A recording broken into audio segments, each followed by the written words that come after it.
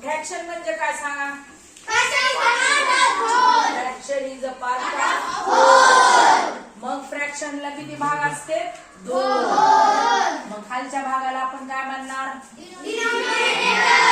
वरच्याला काय म्हणणार? ओके. आता आपण परत हे पण शिकलो. आता याला कोणते फ्रॅक्शन म्हणणार आपण? ओके. मग आता याला कोणते फ्रॅक्शन म्हणणार आपण? ओके. आफ्टर दॅट आपण काय शिकलो? Proper fraction. EF शिकलो. Proper fraction. Unlike fraction. आणि हे लाईक फ्रॅक्शन.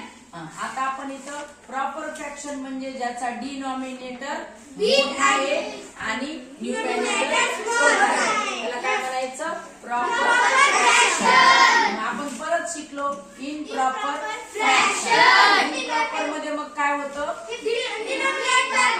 म्हणजे या ठिकाणी आपण का डिनॉमिनेटर छोटा येतो आणि न्यूमरेटर मोठा येतो. मग इम्प्रॉपर फ्रॅक्शनच आपल्याला मिक्स फ्रॅक्शन करता येतं. या ठिकाणी आपण 4 divided by 15.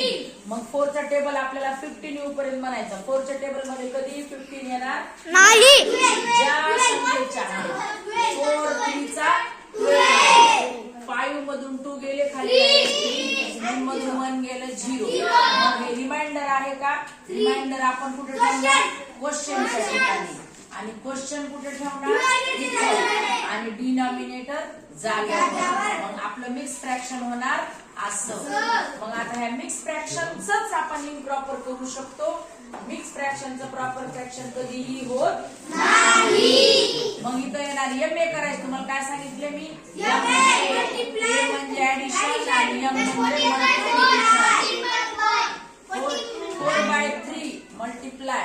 After that add 3. After that write a denominator. You can multiply the 4/3. 12 after 3 after 4. मग काय येणार? 15/4. लक्षात आलं आता? फ्रॅक्शन म्हणजे काय? Part of whole. सुरुवातीला सांगितलं मग मी पोळी केली त्याचे 4 भाग केले. या सगळ्या गोष्टी तुमच्या लक्षात आल्या. आपल्याला आता आपण काय शिकलो? प्रॉपरचं इम्प्रॉपर, इम्प्रॉपरचं proper, mix fraction, like unlike, ascending order, descending order. Ascending म्हणजे A पासून Z पर्यंत जायचंय. डिसेंडिंग म्हणजे Z पासून A पर्यंत यायचं. या सगळ्या गोष्टी आपण शिकलो. आता आपल्याला काय शिकायचंय? आपल्याला शिकायचंय मल्टिप्लिकेशन ऑफ फ्रॅक्शन. मग मल्टिप्लिकेशन फ्रॅक्शन 4.7 काढा. चला 4.7 त्याच्यामधलं